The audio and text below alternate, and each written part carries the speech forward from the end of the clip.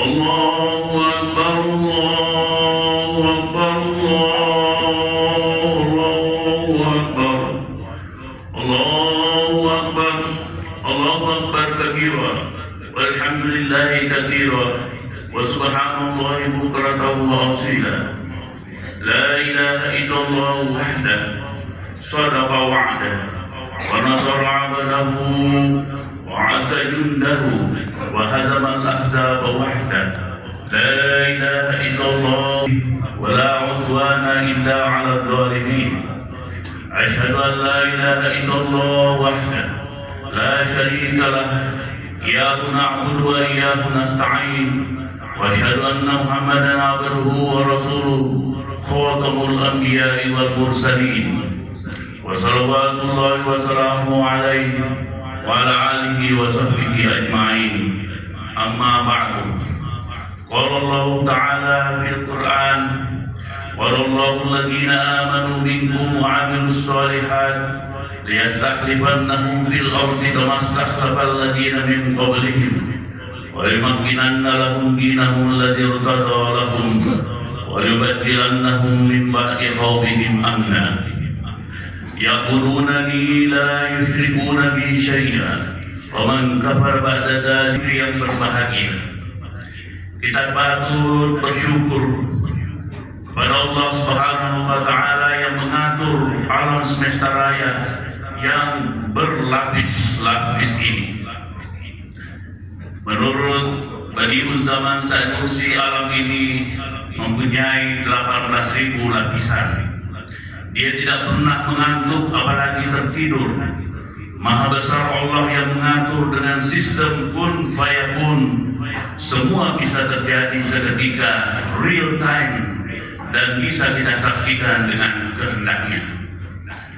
Salawat dan salam juga patut kita haturkan kepada Allah Subhanahu wa Ta'ala buat Rasulullah Sallallahu Alaihi Wasallam yang selalu menjalin komunikasi dengan membaca salawat kepada Allah, dan bahkan Allah Subhanahu wa Ta'ala dan para malaikatnya juga mengucapkan salawat kepadanya.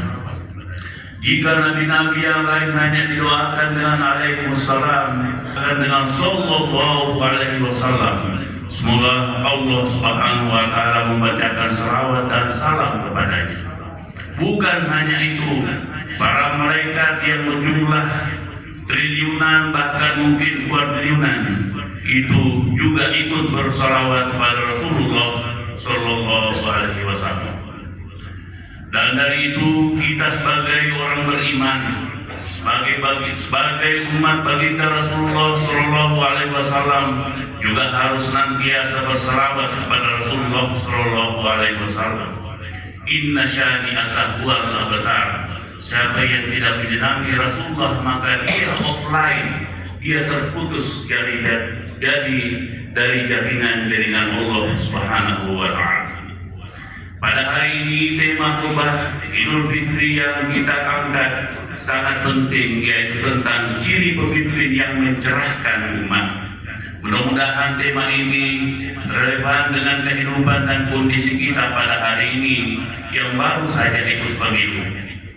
Tema tersebut akan kita mulai dari firman Allah dalam surah An-Nur ayat 55 tadi. Dan Allah telah berjanji kepada orang-orang yang beriman di antara kamu dan mengerjakan amal-amal saleh, bahwa Dia sungguh-sungguh akan menjadikan mereka berkuasa di bumi sebagaimana Dia telah menjadikan orang-orang sebelum mereka berkuasa, dan sungguh Dia akan meneguhkan bagi mereka agama yang telah diridainya untuk mereka, dan Dia benar-benar akan menukar keadaan mereka sesudah mereka dalam ketakutan menjadi aman sentosa. Mereka tetap menyembahku dengan tiada mempersekutukan sesuatu apapun denganku, dan barang siapa yang tetap kafir sesudah janji itu, maka mereka itulah orang-orang yang fasik. Allah telah berjanji kepada orang-orang yang beriman dan orang-orang saleh yang mengerjakan perkara baik untuk dianugerahkan seorang pemimpin di kampung ini yang amanah dan bertakwa, yang juga dapat menenangkan umat dan menjauhkan mereka dari rasa takut dan khawatir.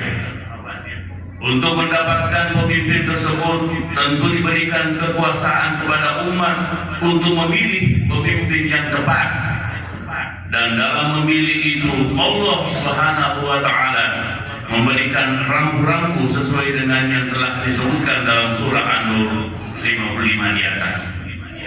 Dalam ayat tersebut dikatakan bahwa pemimpin idaman umat yang dapat merealisasikan ketenangan tadi pertama adalah pemimpin yang beriman dan bertakwa kepada Allah Subhanahu wa taala. Hal tersebut merupakan kunci utama. Beriman dan bertakwa yang dimaksud ada 7 yang sifatnya vertikal dan ada 7 yang horizontal. Setelah kita periksa di beberapa ayat dalam Al-Quran, ternyata takwa itu mempunyai definisi-definisi dan kriteria-kriteria. Yang vertikal adalah meyakini rukun iman yang 6 itu dan dilengkapi dengan sholat. Adapun takwa yang horizontal adalah memperhatikan juga 7, yaitu yang pertama hendaklah pemimpin itu senang berbagi, baik moral agar disyariatkan agar yang diberikan adalah materi yang kita senangi, bukan yang kita tidak suka menggunakannya. Pihak yang sebaiknya didahulukan adalah baik saudara dekat maupun saudara jauh dan tetangga atau sekompleks kita, anak yatim, orang miskin yang membutuhkan, untuk memerdekakan hamba sahaya. Dalam berbagi juga tidak mesti dengan harta benda, tetapi juga dalam bentuk nasihat, spiritualitas, bimbingan, nasihat, petua, konsultasi, solusi hidup, tutorial, bahkan minimal dengan senyuman. Yang kedua, hendaklah pemimpin itu memiliki catatan hidup atau track record sebagai orang yang menepati janji-janjinya. Jika dia memiliki visi misi, tujuan dan strategi pencapaian untuk bekerja selama 1 periode misalnya, harus diperhatikan apakah dia menepati dan memenuhi janji-janjinya dengan baik. Itulah pemimpin yang amanah dan memiliki track record yang baik, yang sekarang bisa disaksikan di media sosial dan media-media online. Yang ketiga, pemimpin hendaknya bersabar apabila dia dicemooh, dikata-katai atau dikritik oleh masyarakatnya. Ia tetap tampil dengan sabar dalam kesulitan ekonomi, penderitaan, dan dalam perjuangan hidup. Dalam Islam, orang yang sabar harus aktif, bukan rimo dan pasif, tetapi selalu kreatif mencari solusi. Yang keempat, pemimpin yang diinginkan Allah Subhanahu wa taala adalah pemimpin yang mampu mengontrol emosi kemarahan dan dapat mengelola hati dan kata. Pemimpin yang tidak terlihat marah tetapi ramah. Ia selalu tenang dalam menghadapi permasalahan, karena hal tersebut telah dicontohkan oleh Rasulullah SAW terhadap para sahabat, keluarga dan umatnya. Rasulullah tidak pernah marah kecuali ada pelanggaran peraturan Allah Subhanahu wa taala. Itu pun kalau ada pelanggaran, beliau tidak langsung meledak-ledak, hanya wajahnya yang sedikit terlihat memerah, tapi kata-katanya tetap teratur dan menasihat. Yang kelima, pemimpin yang harus bisa memaafkan terhadap kesalahan, wal afina 'anil nas. Jika dihina, sang pemimpin itu tidak tumbang, dan jika dipuji, dia tidak terbang menjulang. Pemimpin yang keadaannya sama dalam keadaan ada pujian atau hinaan. Orang bilang memaafkan itu mudah, tetapi melupakan itu susah. Dalam Islam kita diharapkan memaafkan dan sekaligus juga melupakan. Ada 2 yang harus dilupakan, yaitu keburukan orang lain kepada kita dan kebaikan kita kepada orang lain. Dan juga yang harus diingat, yaitu mengingat kebaikan orang lain kepada kita dan keburukan kita kepada orang lain agar tidak diulangi. Yang keenam, hendaklah pemimpin itu tidak mengulangi kesalahan yang dia ketahui salah.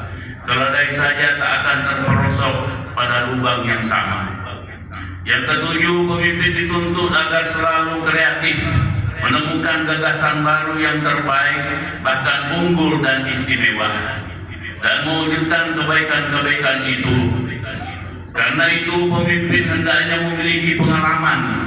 Kita harus melihat kreativitasnya dalam sejarah perjalanan hidupnya, riwayat hidupnya. Sekarang sangat mudah karena setiap orang ada jejak digital rekodnya. Kemudian selain beriman dan bertakwa, syarat kedua pemimpin dalam surah An-Nur di atas ialah harus beramal soleh atau berbuat kebaikan. Tentang orang saleh ini Allah Subhanahu wa taala dalam surah Al-Imran 114 menyatakan bahwa yu'minuna billahi wal yawmil akhir wa ya'muruna bil ma'ruf wa yanhauna 'anil munkar wa yusari'una bil khairat wa ulaika minas shalihin. Artinya, mereka beriman kepada Allah dan hari penghabisan. Mereka menyuruh kepada yang ma'ruf dan mencegah dari yang munkar dan bersegera kepada mengerjakan berbagai kebajikan.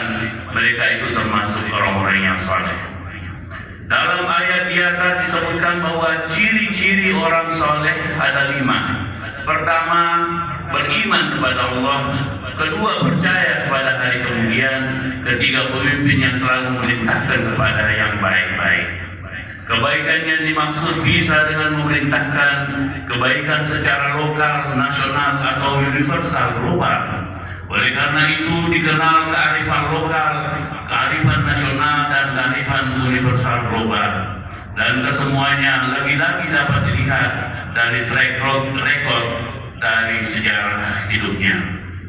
Selanjutnya, ciri keempat pemimpin saleh yang harus melarang kepada kemungkaran dengan artian menegakkan law enforcement, pemberlakuan hukum. Hukum harus ditegakkan, tidak boleh hukum tumpul ke atas dan tajam ke bawah. Dan lagi-lagi kita dapat melihatnya dari apa yang telah dia praktekkan ketika jadi pemimpin, atau dari sejarah hidupnya selama belum menjadi pemimpin, dan atau ketika dia memimpin pada periode sebelumnya. Pada zaman sekarang, masyarakat dapat dengan mudah mendeteksi pemimpin tersebut dengan menggunakan media sosial. Rekam jejak calon pemimpin itu dapat kita lihat. Kita bisa membandingkan tingkat kebaikan dan keburukan masing-masing calon pemimpin itu. Juga termasuk dari ciri-ciri orang saleh yang terakhir, yaitu kelima, ialah mempercepat kebaikan, tidak menunda-nunda kebaikan, karena hal itu merupakan senjata dan tipu daya syaitan. Tetapi hendaknya ia berlomba-lomba dalam kesalehan, berkompetisi untuk menjadi yang terbaik, bahkan yang terbaik dari yang terbaik. Kata yusari'una berasal dari kata sara, mempercepat. Dalam bahasa Arab mengandung arti saling mempercepat. Artinya ada kompetisi antara satu dengan yang lainnya. Pelakunya bukan orang tunggal, tetapi bisa 2 atau lebih. Kata tersebut menganjurkan perlombaan antara manusia untuk saling cepat dalam melaksanakan kebaikan, berlomba-lomba di dalamnya sehingga menjadi orang yang terbaik. Olehnya dalam Al-Quran diajarkan sebuah doa, waja'alna lil muttaqina imama, dan jadikan kami pemimpin bagi orang-orang yang bertakwa.